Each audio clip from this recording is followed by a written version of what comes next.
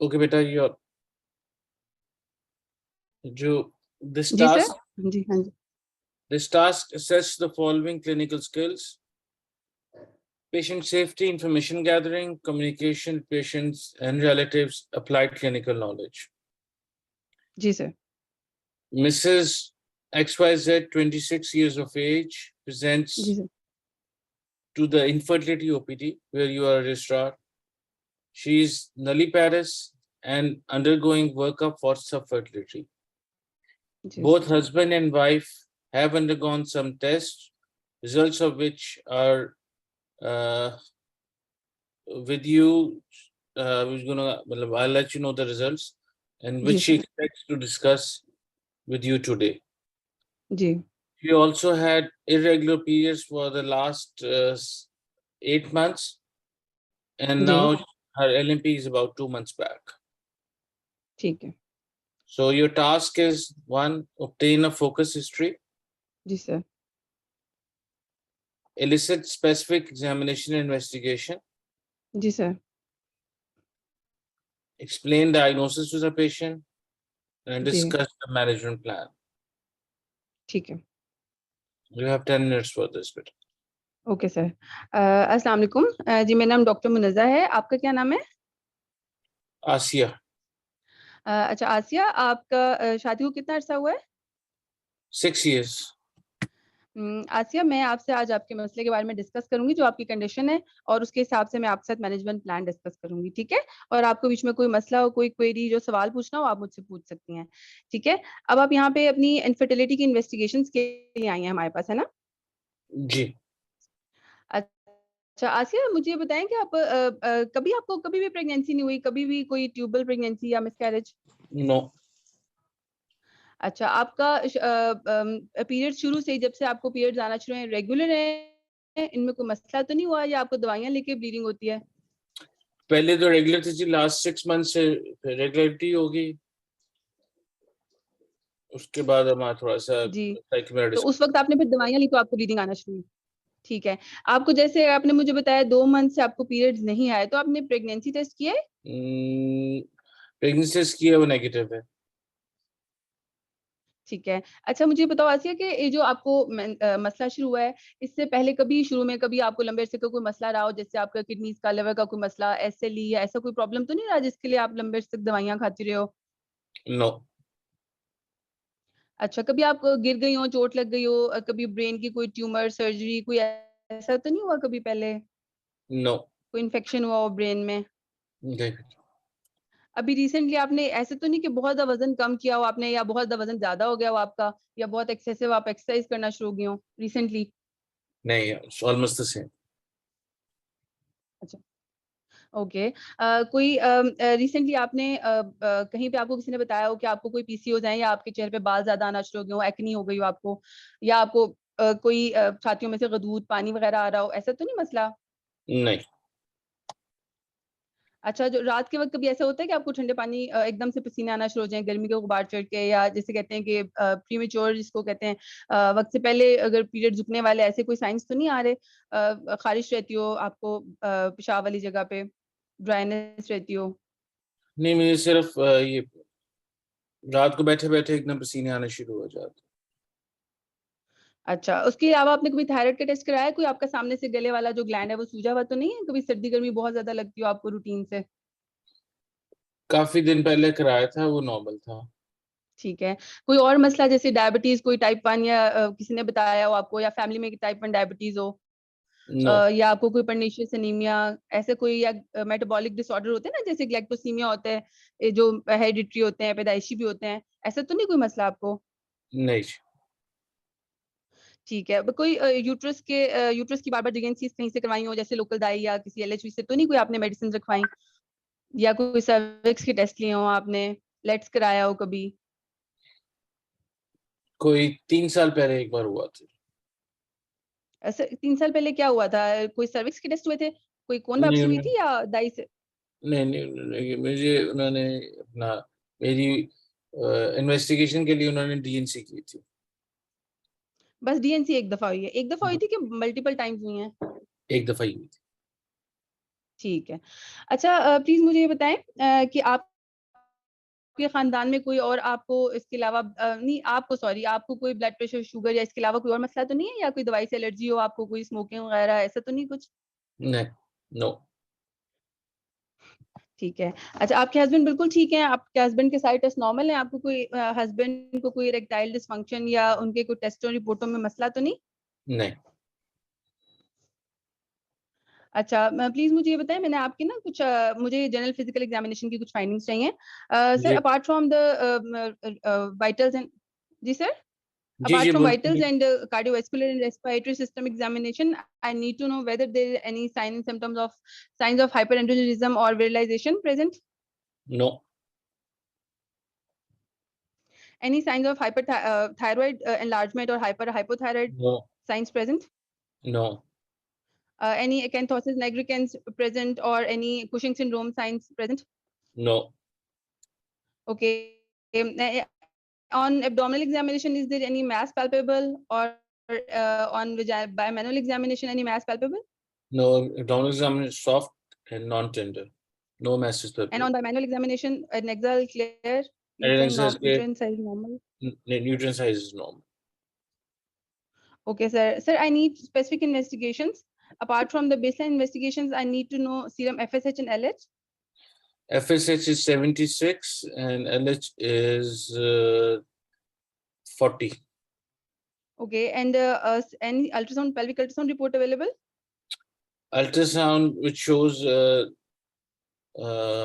normal uterus, normal Ji, sir. size, anteverted, with 8 erect follicles on both sides. Okay. Serum prolactin and TSH report available? Serum jo prolactin is normal and serum TSH that is also normal. Okay. Any karyotyping report available? No. अच्छा, ऐसा है अस्मा कि मुझे आपको आपकी जो आपने मुझे कंडीशंस अपनी जो रिपोर्ट्स मैंने आपके भी पता चली हैं, तो आपका बेसिकली कंसर्न है फर्टिलिटी का, इनफर्टिलिटी आपको एक्चुअली फर्टिलिटी कंसर्न है, लेकिन आपकी रिपोर्ट्स मेरे पास कोई बहुत अच्छी नहीं आई हैं। मुझे बहुत अफसोस है कि आपके कुछ क्या मतलब? टेस्ट के रिजल्ट्स सर क्या सॉरी मतलब डॉक्टर अस्मा, कोई? ऐसा है कि जी, मेरे को आपकी जो सारी चीजें रिपोर्ट्स है ना वो नॉर्मल ही थोड़ी है। उनमें जो आपकी एफएसएच और एलएच की रिपोर्ट्स है ना वो थोड़ी सी खराब है, लेकिन हम इनको एक बार रिपीट कराएंगे एटलीस्ट 6 हफ्तों के बाद, ठीक है? और उसके बाद मैं आपको फाइनल बता सकूंगी कि वाकई ये आपकी ये रिपोर्ट्स एक जो बार पहले एबनॉर्मल भी हैं, ये हुए थे, आपकी ये ओवरी ऐसे ही के थे। ये कुछ अर्सा पहले भी हुए थे, तब भी ये इतने ही ऐसे है, ही थे। इतना ही थे। अच्छा, अच्छा फिर अस्मा, फिर मुझे बहुत अफसोस के साथ ये आपको बताना पड़ा है, आई एम रियली सॉरी, लेकिन इन टेस्टों के ज्यादा होने का मतलब ये है कि आपकी ओवरीज काम नहीं कर रही हैं। ओवरीज ने अपना जो प्रॉपर उनकी फंक्शनिंग है, जो हार्मोन प्रोड्यूसिंग और जो एग बनाने वाली क्वालिटी है, वो उनकी तकरीबन खत्म हो गई है। I am really sorry to tell you, मतलब लेकिन मैं इस सिलसिले में आपकी मदद करूंगी जरूर। मैं आपको इसके बारे में फर्दर ट्रीटमेंट प्लान भी बताऊंगी और आपको बताऊंगी कि आप आगे क्या कर सकती क्या हैं। मेरे बच्चे नहीं ठीक हो है अस्मा, सकते? आपने परेशान नहीं होना। ऐसे है क्या अस्मा कि मेरे? बच्चे तो आपके आप नहीं हो सकते, लेकिन आप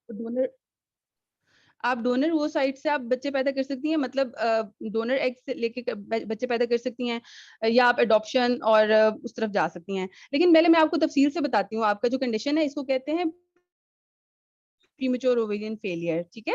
और इसमें ऐसा होता है कि वक्त से पहले ओवरीज काम करना छोड़ देती हैं। इसमें सिर्फ ओवरीज जो का रोल है ना, जो ईस्ट्रोजन और प्रोजेस्टेरॉन वो प्रोड्यूस करते हैं, वो हमारे multi system involvement, multi system पे इफेक्ट करते हैं वो ईस्ट्रोजन और प्रोजेस्टेरॉन, जैसे हमारे दिल के सिस्टम पे, हमारी बोन्स पे, हमारे मूड्स पे, साइकोसेक्सुअल हमारा जो बिहेवियर है उस पे, ठीक है? तो अपार्ट फ्रॉम दैट कि मैं आपको आपकी फर्टिलिटी ट्रीटमेंट दूं, मैं आपको इसके अलावा और भी ट्रीटमेंट दूंगी जिसको हार्मोन रिप्लेसमेंट थेरेपी कहते हैं। फिलहाल आपकी फर्टिलिटी के लिए मैं आपको एक फर्टिलिटी क्लिनिक में रेफर करूंगी, और मैं आपको आपके इसके अलावा भी फर्दर आपको बताऊंगी कि आपको डोनर ओवरसाइट्स और एडॉप्शन के तरीके आपको समझाऊंगी, और फर्टिलिटी सेंटर में आपके साथ हम मिलके उनके साथ मिलके आपका हम ट्रीटमेंट प्लान करेंगे आगे, ठीक है? और इसके साथ मैं आपको आपके अपनी हेल्थ के लिए मैं आपको हार्मोन रिप्लेसमेंट थेरेपी सजेस्ट करूंगी, क्योंकि अभी आप सिर्फ 26 ईयर्स की हैं। हो सकता है कि आपकी कैरियोटाइपिंग में कोई ऐसा सिंड्रोम है जिसको टर्नर सिंड्रोम कहते हैं या फ्रेजाइल एक्स सिंड्रोम होता है, वो हो सकता है। तो मैं उनके लिए भी आपका फर्दर इलाज करूंगी, जिसमें आपको हार्मोन रिप्लेसमेंट थेरेपी होगी, जो जिसके मल्टीपल डोजेज हैं मुख्तलिफ तरह के, उसके मुख्तलिफ रूट्स हैं, ठीक है। इसकी मुख्तलिफ जैसे 5 प्रिपरेशन आती हैं हमारे पास हार्मोन रिप्लेसमेंट थेरेपी की, मैं वो आपको दूंगी, जिसमें आप अकेली ईस्ट्रोजन भी ले सकते हैं, oestrogen progesterone, oestrogen with testosterone, tibolone भी ले सकते हैं, और इसके साथ आप वो भी ले सकते हैं, सर्म्स जिसको कहते हैं, वो भी हो सकता है। और इनके डिफरेंट रूट्स होते हैं, जैसे आप स्किन के थ्रू भी ले सकते हैं, ओरल रूट्स भी हैं, और वजाइनल माइना भी मैं रख सकती हूँ ओरल ईस्ट्रोजन के साथ, ठीक है ना। ये आपकी जनरल आपकी हेल्थ के लिए है, ठीक है। और इसके अलावा जो कैरियोटाइपिंग है उसमें हमें ये हेल्प मिलेगी कि अगर आपको खुदा ना खास्ता कोई टर्नर सिंड्रोम है, तो उसमें और भी दिल पे जैसे उस पे और मल्टीपल सिस्टम इन्वॉल्वमेंट हो सकती है टर्नर मोज़ैक सिंड्रोम में। उसमें आपकी एकोकार्डियोग्राफी होगी, आपके मैं बोन का स्कैन कराऊंगी जिसको डेक्सा स्कैन कहते हैं, और इसके अलावा मैं आपका हर साल असेस करूंगी, आपका ब्लड प्रेशर और वेट के साथ आपको हर साल असेस भी करूंगी कि कहीं आपको की कॉम्प्लिकेशंस तो नहीं हो रही डेवलप टर्नर सिंड्रोम की, ठीक है। इसमें आप समझ रही हैं मेरी बात को? चलो बेटा, बेल होगी। ओहो। Okay. So how do you think you performed?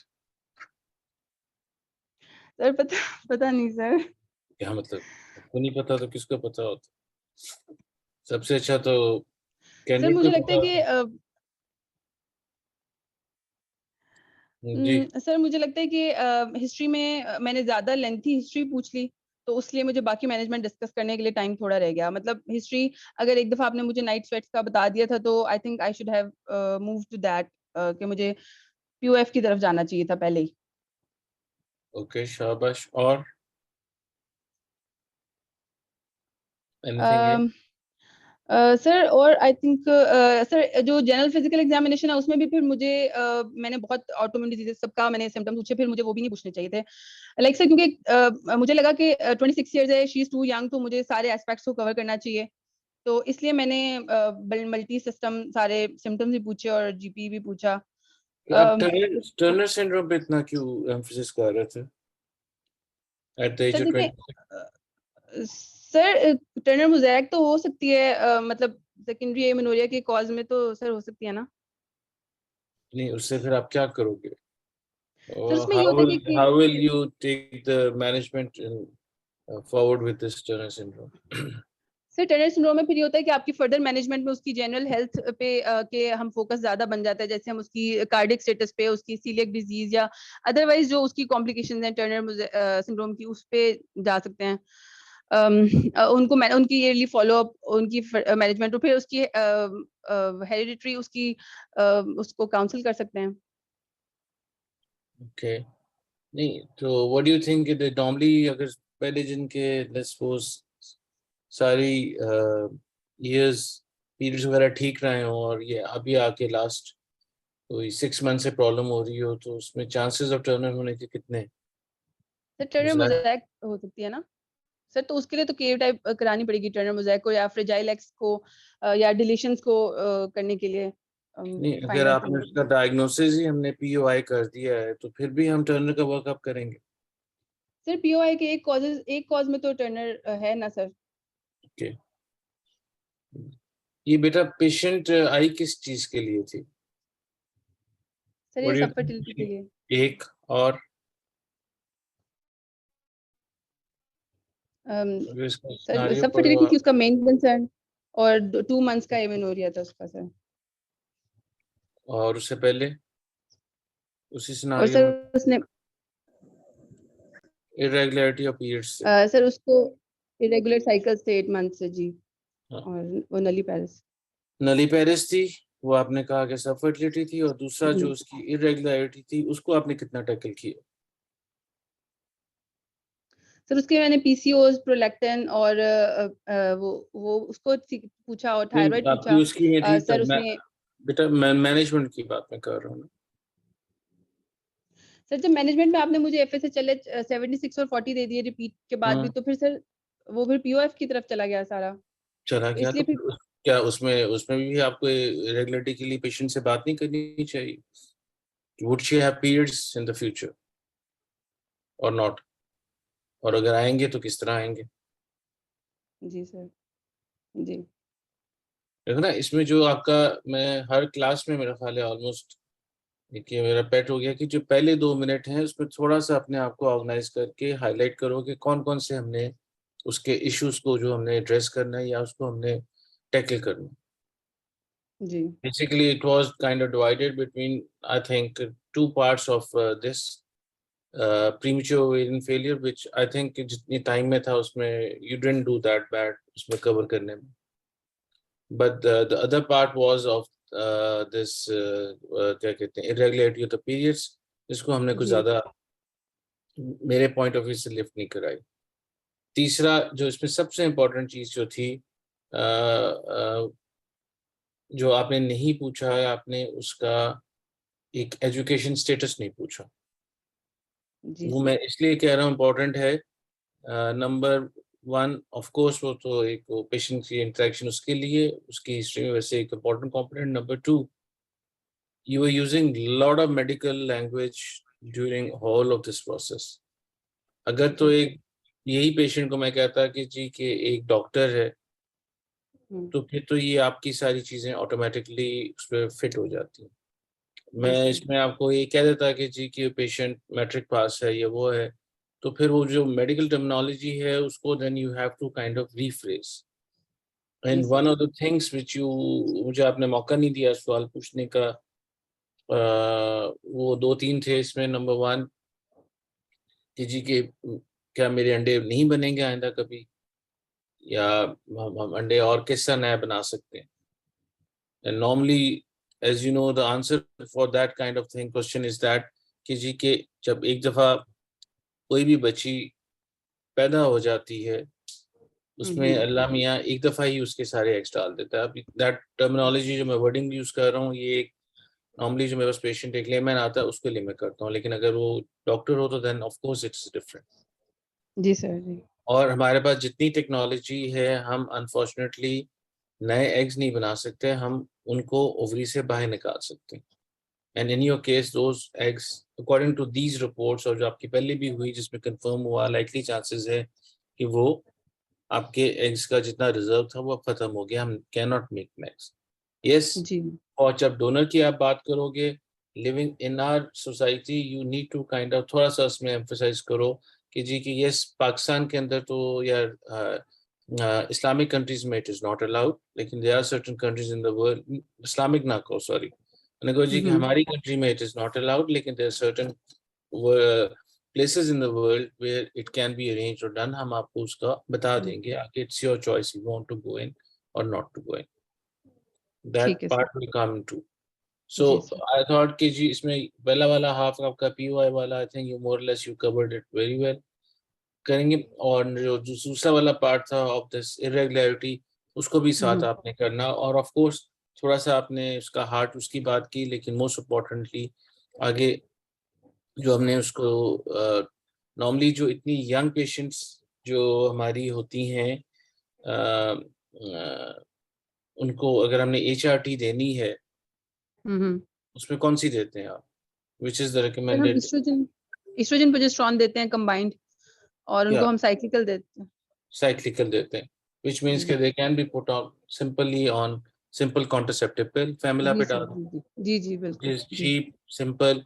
और उसको ये एक्सप्लेन करना जरूरी है, जब तक वो मेडिसिन लेगी she will have a withdrawal, जिस महीने जी, नहीं लेगी उस महीने उसको पीरियड्स नहीं आएंगे। ठीक है। जी सर। ठीक। ठीक तीसरा, है। जब मैंने आपसे, आपने अल्ट्रासाउंड पूछा था, अल्ट्रासाउंड के अंदर मैंने जनरली बता दिया, लेकिन you should have asked about the endometrial thickness as well. ज़ाहिर है वो एमेनोरिक है, तो करें। तीसरा, जी। इन्वेस्टिगेशन के अंदर आपने एफएसएच तो हमने करा लिया। You didn't ask two things, number 1 जी। के वो किस साइकिल डे पे हुआ हुआ था कि रैंडमली हुआ, which is very important. And number 2 of sir course, ये वाले में भी ये मेंशन करना है कि साइकिल डे जब यस ऑफ कोर्स, जब जब भी आपने एफएसएच एलएच की बात करना है, यू नीड टू आस्क कि जी ये रैंडमली हुआ हुआ है कि कुछ जी, स्पेसिफिक साइकिल डे है ठीक जिसपे, क्योंकि उसकी अगर आप उसका वो चार्ट ठीक है। देखोगे तो इट वेरीज, इसकी वैल्यूज अकॉर्डिंग टू द जी, जी साइकिल सर। जी। डेट। तो यू नीड टू काइंड जी ऑफ सर। रिकन्फर्म कि जी कि ये किस साइकिल डे पे हुआ है। और नंबर 2, अगर नहीं हुआ, ठीक। उसको नहीं पता या प्रॉब्ली एमनोरी थी तो उसने कहा जी मैंने एमनोरिया में करा दिया, लेकिन आमतौर पे अगर 15 अबव है तो फिर नॉर्मली उसको हम POI में डाल देते हैं इफ वी हैव 2 रिपोर्ट्स। जी sir. Number 2, role of AMH। I think वो भी बीच में आप अपनी इसकी जो काउंसलिंग है या इन्वेस्टिगेशन है उसमें ज़रूर ऐड करो, क्योंकि अगर साथ AMH 70 आ जाता है और जो आपका AMH है वो आता है 0.01, तो दैट आल्सो शोज कि जी कि yes she is heading towards POI। Last important थोड़ा सा इसमें, और अगर आप जाते हैं हिस्ट्री में, which I think you missed was that कि जी आपकी और कितनी सिबलिंग्स हैं, आपकी मदर का एमनोरिया या कब हुआ था, उनकी एज कितनी है, जिंदा है, या आपकी बाकी बहनों की पीरियड्स वगैरह आपसे बड़ी हैं, छोटी हैं, वो थोड़ा सा जेनेटिकली भी कवर दैट। जी sir. That was one of the, other than that I think ये आपका स्टेशन ठीक हुआ, मतलब you will not be probably getting a 10 out of 10, पर मेरा ख्याल है कि 6+ तो आपके आ जाने चाहिए इसमें, अगर मुझे इसकी आपकी मार्किंग आपसे करना पड़े, which is not bad। Thank you sir. लेकिन इसमें ये भी बड़ी इंपॉर्टेंट बात है, जो हमें स्टेशन आता हो then we try to get the maximum number out of that, ताकि वो बाकियों की कंपनसेशन के लिए भी बड़ा इंपॉर्टेंट है। जो एक स्टेशन नहीं आता वो तो नहीं आता ना बेटा, लेकिन जो आता है और ये आपको आता था उसको थोड़ा सा भी ट्राई कि हम वो करो, और उसको ट्राई करने के लिए अगेन मैंने अपना ऑनेस्टली वो सिनारियो ख़त्म नहीं किया कि आपने दौड़ लगा दी। गिव योरसेल्फ सम टाइम, थोड़ा बैठ के सोचो कि क्या है उसका अपना, कितनी उसमें क्या क्या पूछा है, उसमें क्या सेविंग फीचर है, और कितने उसके पार्ट टास्क हैं जो मैं कितनी देर में पूरी करूँ। और वो हिस्ट्री के पॉइंट ऑफ व्यू से जब मैं आपको ले गया था उस साइड पे, तो देन बाकी चीज़ों को थोड़ा सा आप बैक बर्नर्स में डाल देते, या बाकी रिपोर्ट्स आने के बाद एक के बाद फिर आप डाल देते। हस्बैंड आई थिंक सर असल में सेकेंडरी और प्राइमरी एमेनोरिया जो जी जी सर क्या कह सर रहे ये हो आप? प्राइमरी और सेकेंडरी एमेनोरिया ना, इसके हम शुरू से ही शायद हमारे रिफ्लेक्सेस उस तरह बने हुए हैं लॉन्ग केस के कि हम हेड टू टो शुरू हो जाते हैं कि जी हमने सब कुछ रूल आउट करना है। वो थोड़ा सा वाकई लैकिंग है, क्योंकि जब आपने एक बार बता दिया कि नाइट स्वेट्स हैं तो फिर उसी पे फोकस करना चाहिए था कि अब उसी पे चलना चाहिए था। देखो उससे बहुत फिर मसला हुआ आगे।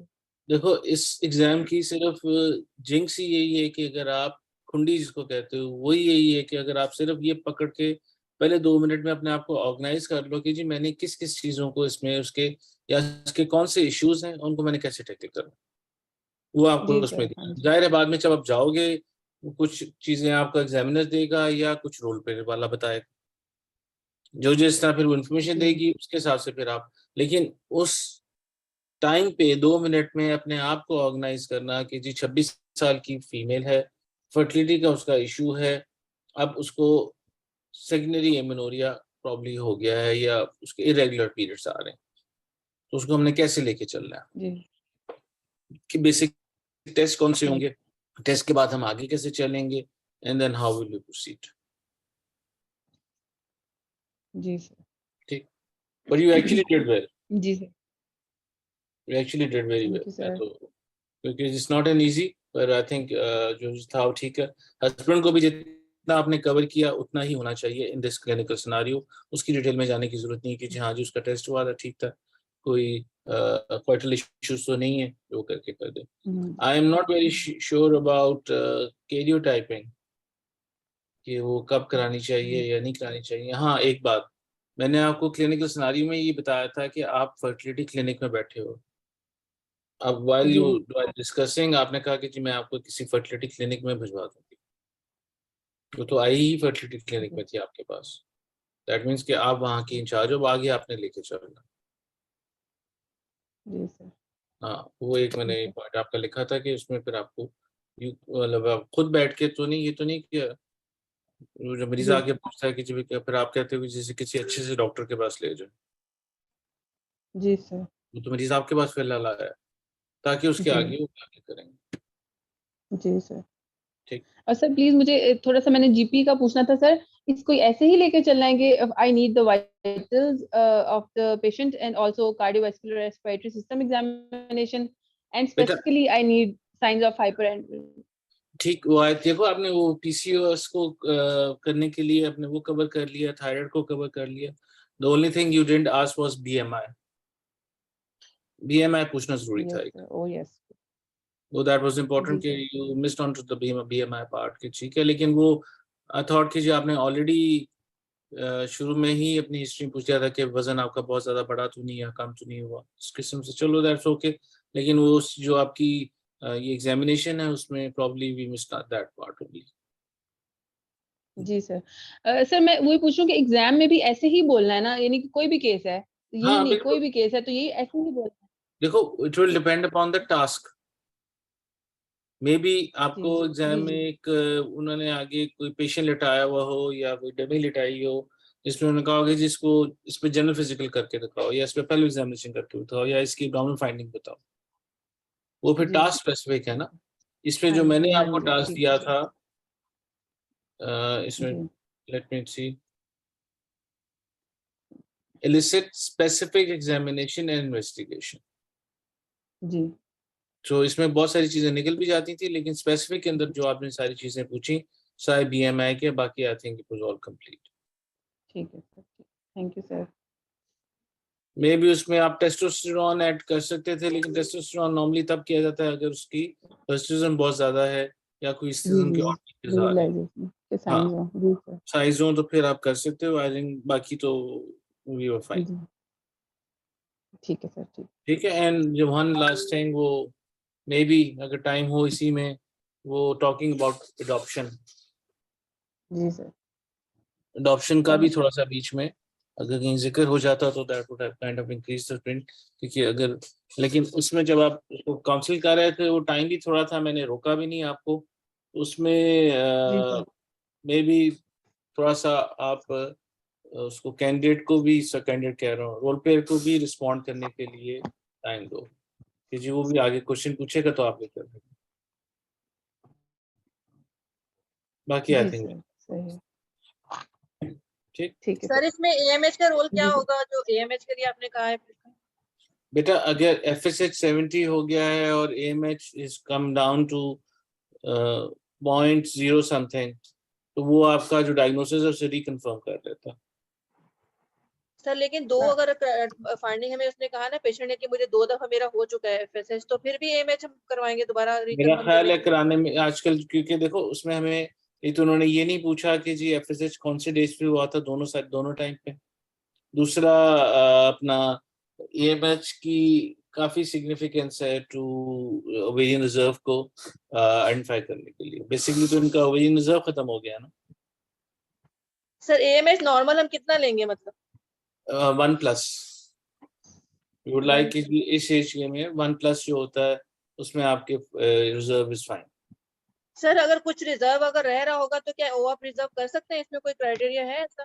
नहीं, with this high FSH and low AMH chances for her कि जी हम इसको ART या IVF के लिए भिजवाएंगे तो नहीं, she is not a candidate. ये रिस्पॉन्ड इन, क्योंकि इसका बिल्कुल ही एग का रिजर्व खत्म हुआ हुआ है, तो जब एग का रिजर्व खत्म हो गया तो दैट मीन्स कि आप जितना मर्जी इसको स्टिमुलेट कर दो, इट वोंट स्टिमुलेट। फॉलिकल कई बार बन जाते हैं, लेकिन फॉलिकल डज नॉट रीश्योर के अंदर उसका एग होगा। एग हमेशा हमेशा एक माइक्रोस्कोपिक होता है, तो जब ये अल्ट्रासाउंड में आके मरीज कहता है कि जी कि उन्होंने एग नजर आ गया था, अल्ट्रासाउंड पे सिर्फ फॉलिकल नजर आता है, और ये स्टेटिस्टिकली उन्होंने सोचा हुआ है कि जी इस साइज से बड़ा हो तो उसमें चांसेस ऑफ एग हैं। लेकिन इस किस्म के पेशेंट जो प्रीमेच्योर में चले गए हैं तो उनका अगर फॉलिकल भी बन जाता है तो अगर वो एस्पिरेट करो तो उसमें एग्स नहीं मिलते। So with this coming in, she is not a candidate to go for ART at this stage. Sir progesterone withdrawal test का कोई फायदा है इसमें? नहीं बेटा, होना चाहिए क्या विड्रॉल हमें? तो ये हो जाएगी ना, इसको विड्रॉल का तो इशू नहीं है। जब आप इसको एक्सटर्नली एस्ट्रोजन ये अपना हार्मोन्स दोगे, विड्रॉल तो शी विल इसकी एंडोमेट्रियम रिस्पॉन्ड करेगी और वो हो जाएगी। सर जब पेशेंट पहली दफा आई है हमारे पास तब तो हमने उसको हार्मोन्स नहीं दिए, जस्ट एक डायग्नोस्टिक टेस्ट के तौर पर हम प्रोजेस्टेरोन विड्रॉल करके देख लें कि आया उसके अंदर एस्ट्रोजन है या नहीं, या वो भी कम हो चुकी है, यानी कि एनोवुलेटरी तो नहीं, उसको एक्सक्लूड करना चाह रहे हैं। उसमें आप एस्ट्रोजन का लेवल भी करा सकते हो, अगर आपने वही रिपीट करें। उसमें आप एस्ट्रोजन का एस्ट्राडियोल का लेवल करा सकते हो ब्लड टेस्ट टू सी। हाँ, उसकी सिर्फ ठीक एक है सर। इम्प्लीकेशन होती है कि अगर वो है या नहीं है, उसकी मैनेजमेंट के हिसाब से मेडिसिन उसके हिसाब से फिर आप दे सकते हो, क्योंकि जिसमें ईस्ट्रोजन की डेफिशिएंसी हो जाएगी, जिसमें ईस्ट्रोजन की डेफिशिएंसी हो जाएगी उसमें फिर उसका विड्रॉल नहीं होगा। जी सर, बस चाहे यही आप बात होगी एग्जाम प्रोजेस्टेरॉन में भी बोले दे, इससे। सॉरी सर एग्जाम में हम ये बताएं कि प्रोजेस्टेरॉन विड्रॉल भी मैं कर लूंगी, एज एक टेस्ट कर लूंगी इसका। देखो आपने प्रोजेस्टेरॉन का विड्रॉल किस लिए करना चाहते हो इस केस में? सर लाइक बाकी जब हम टेस्ट करते हैं, हमने एग्जामिनेशन बता दी है, उसके बाद जिसमें बुक्स में भी लिखा हुआ है कि आप सेकेंडरी एमिनोरिया में एक पेशेंट जब आ रही है प्रोजेस्टेरॉन विड्रॉल करके देख लें एज अ डायग्नोसिस कि अगर उसकी एस्ट्रोजन काफी अमाउंट में पड़ी हुई होगी, एनोवुलेटरी होगी, तो विड्रॉल करेगी, अदरवाइज नहीं करेगी। फिर हम उसके हार्मोनल टेस्ट करवा लें बाकी। नहीं, उससे क्या मैनेजमेंट होगी? अगर लेट्स सपोज उसको विड्रॉल हो जाता है तो फिर क्या ये बाकी ब्लड टेस्ट नहीं कराओगे आप?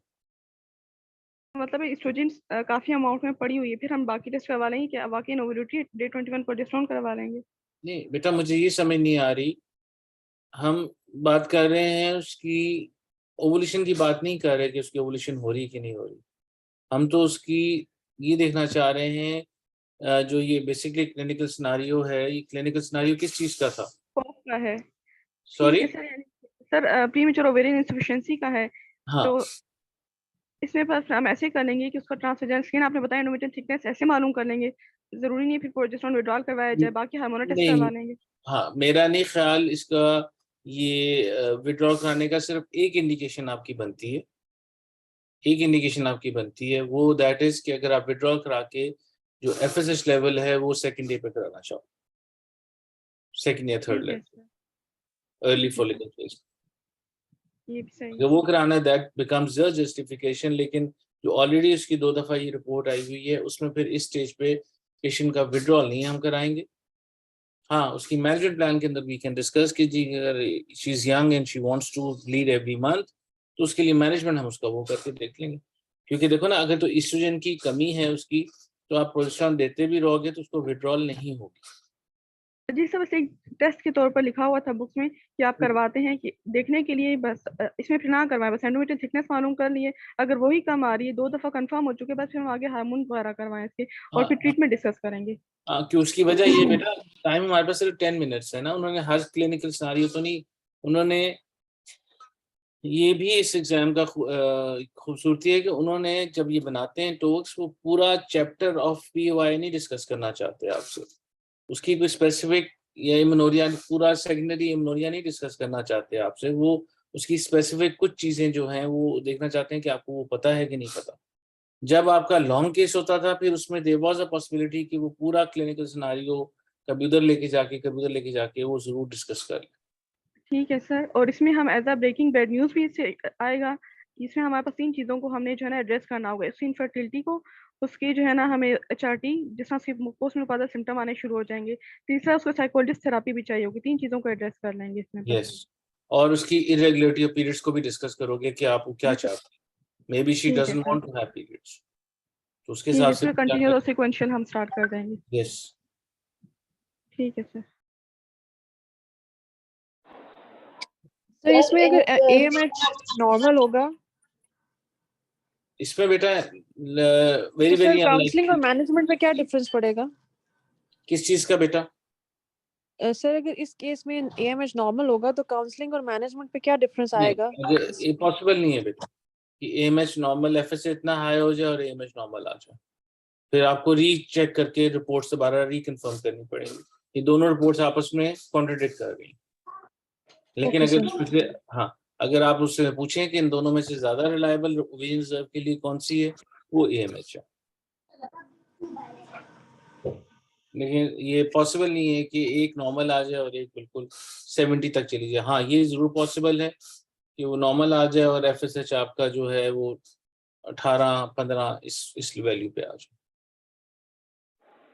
मोर स्पेसिफिक इज एएमएच, पर दोनों आपस में एक दूसरे को कॉम्प्लीमेंट करते हैं। तो ये जैसे केस था सेकेंडरी एमेनोरिया का, तो पहले इन्हें यूपीटी का नहीं पूछना चाहिए था? उन्होंने पूछा था। और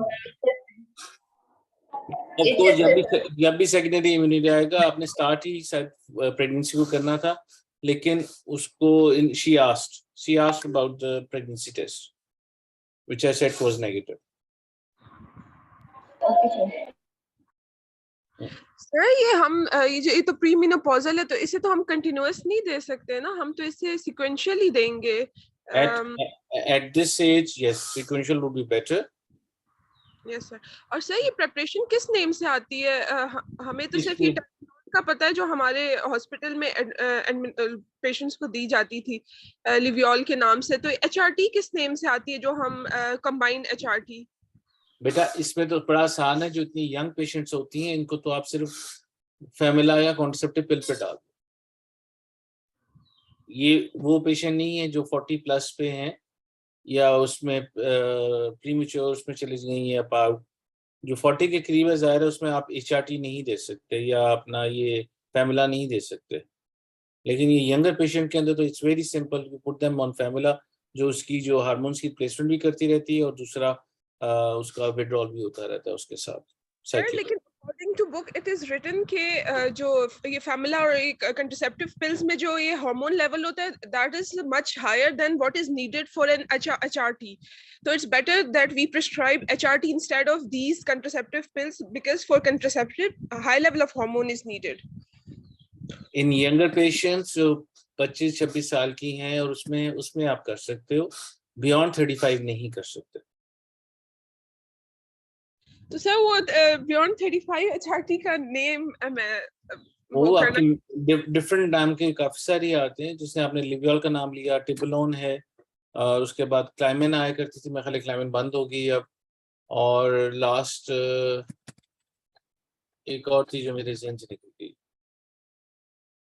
लेकिन इट ऑल डिपेंड अपॉन कि वो आपने देना किस तरह है। और सिर्फ जब आप एचआरटी की बात करते हो सिर्फ ये तो आप सॉरी उसकी है सॉरी ईस्ट्रोजन प्रोजेक्शन की बात भी हो रही है, लेकिन उसके साथ साथ you have to make sure कि कुछ पेशेंट्स के अंदर initially you can start with evening prime rose, उसके अलावा अपना ये जो SSRIs हैं इन सब का रोल्स अपनी अपनी जगह पे है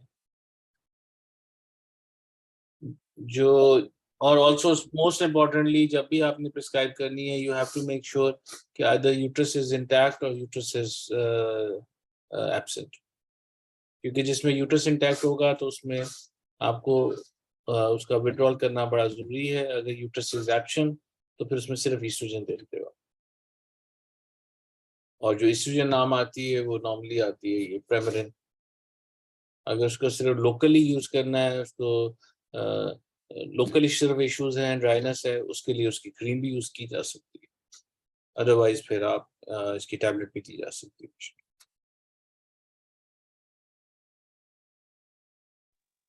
सर ये साइक्लिक इसको कितने असर देंगे? बेटा आपकी समझ नहीं आ रही मुझे बात, सॉरी।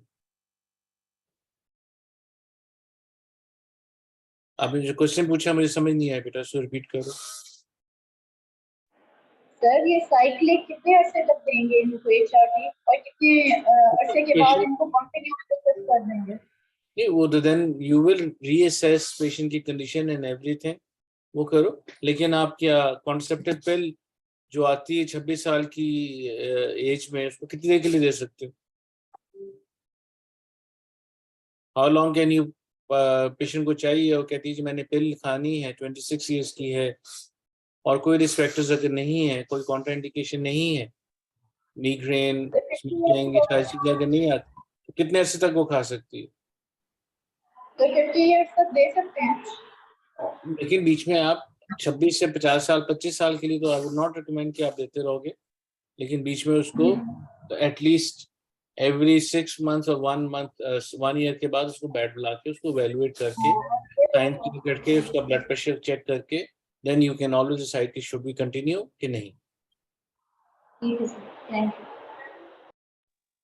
सर सिग्निफिकेंस ऑफ एंट्रोपिटल थिकनेस बता दीजिए प्लीज। बेटा नॉर्मली जिसमें एंडोमेट्रियल थिकनेस ज़्यादा होगी दैट मीन्स कि फिर कोई और रीज़न है कि अपना उसकी ब्लीडिंग नहीं हो रही। जब वो बिल्कुल एट्रोफिक आ गई तो दैट मीन्स कि उसकी कॉज जो है आइदर वो एंडोमेट्रियम में है या ऊपर अपना हाइपोथैलेमस में है या नीचे जो आपकी ईस्ट्रोजन प्रोजेस्टेरोन बनता है ओवरीज में उधर से आ जाती है।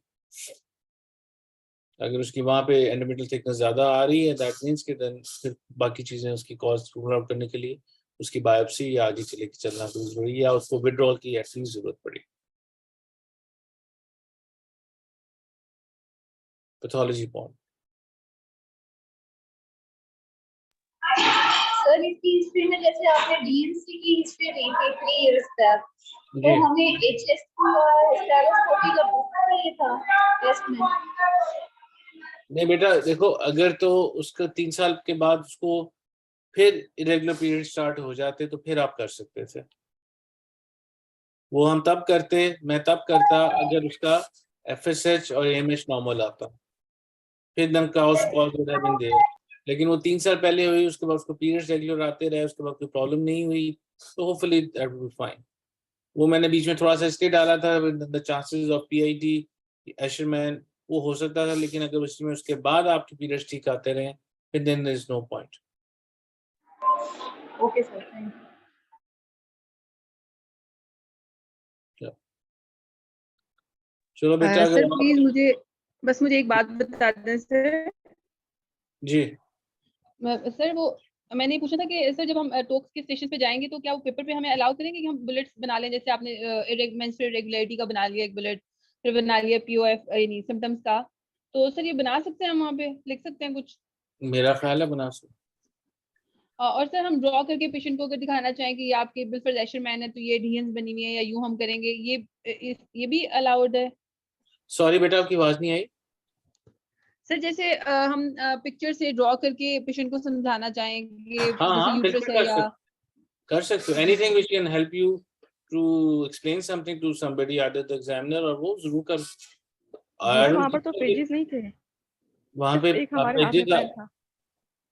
नहीं, मेरा ख्याल है वहाँ पेजेस अगर आप लेके जाना चाहो तो उनसे पूछ लो, प्लेन वाइट पेपर तो लेके जा सकते। सर इस्लामाबाद सेंटर में सुना एक लड़की पेज लेके गई, उन्होंने बकायदा उसका नाम नोट कर लिया और पता नहीं क्या क्या कुछ एक्शन लेना स्टार्ट कर दिया। प्लेन पेज पर उन्होंने बड़ा काम देखो पूरा किया है। देखो नहीं, मेरा तो ख्याल है ये जब आपका बिफोर द एग्जामिनेशन स्टार्ट, तो वो एक आपका जो कंट्रोलर एग्जामिनेशन होता है वो आता है आपके पास, आपको सारा ब्रीफ करता है। You can always ask him कि जी कि क्या हम ये पेपर पेन लेके जा सकते हैं कि नहीं। ठीक है सर, एग्जाम मेरा से नहीं पहले ख्याल उनसे पूछ लेंगे। मेरा नहीं, हाँ उनसे पूछ लो आपके कि जी कि क्या मैं पेपर लेके जा सकती हूँ, क्या मैं ये व्हील लेके जा सकते हैं कि नहीं लेके जा सकते। कहीं पे आपको LMPGD या उसका कोई इसमें इस तरह निकल आता है, तो अगर आपने वो यूज करना है तो वो देख लो। ऑफ कोर्स अब वो टाइम तो नहीं रह गया कि जब आप पूरी वेइंग मशीन साथ लेके जाके और पूरा बैग लेके जाके शीट्स लेके जाते थे, लेकिन इसमें भी क्या हम ये व्हील जो चीज़ें जेब में आराम से आ जाती हैं, और इस किस्म की अगर कोई चीज़ें, वो आपको कंट्रोल एग्जामिनेशन बता देता है शुरू में ही कि जी कि यस इट इज अलाउड और नॉट अलाउड। मैं इस एग्जाम में था नहीं, इसलिए मुझे आई एम नॉट वेरी श्योर कि अपना कि उन्होंने इस दफ़ा अलाउ किया है कि नहीं किया, लेकिन I can always ask somebody कि जी क्या अलाउड है कि नहीं। लेकिन मेरा नहीं ख्याल कि वहाँ पे अगर वो पेपर्स पे आप लिख लोगे 2-3 पॉइंट्स अपनी के लिए तो कोई ऐसी हर्ज नहीं है। नहीं भी लिखते तो कम से कम ये 3 चीज़ें तो आपकी जो याद कर ही सकते हो कि जी ये इसके 3 इश्यूज हैं, इसके हिसाब से हम बात करेंगे। और इसीलिए वो पहले 2 minute they are the most important. जी सर तो जो फर्स्ट 2 मिनट्स होंगे वो आपके टाइम में काउंट नहीं हो रहे होंगे, वो मतलब वो नहीं, पहले 10 फर्स्ट मिनट्स में काउंट नहीं होते वो बेटा। अभी आप उस सिनेरियो के साथ ही खड़े रहोगे, उसको बेशक बार बार पढ़ सकते हो, कुछ आपने याद करना है याद कर सकते हो, ऑर्गेनाइज कर सकते हो, फिर दोबारा बेल होगी तो फिर अगली बेल, फिर आप सीट पे जाके 10 मिनट के लिए फिर बात होगी। Those each session is actually of 12 minutes not 10 minutes. जी सर ठीक। और फौरन नहीं शुरू हो जाना घोड़े दुढ़ाने के लिए।